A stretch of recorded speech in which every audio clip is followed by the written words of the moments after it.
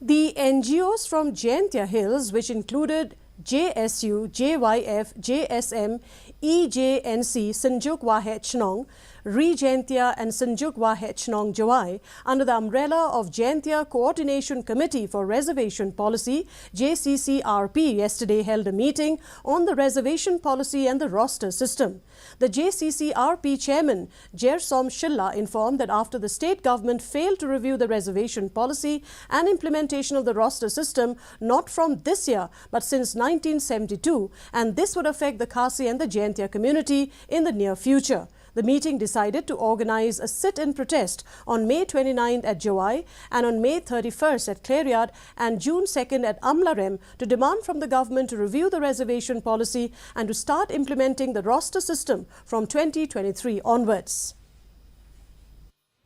The review the state reservation policy the yo what the result of the po high court the bon gimentara yo bagi garo the pay nin la dang mi po veterinary la bon gimentara yo I garo the jia gani go jo roster rolai ga khamat I the sena tho I kam gi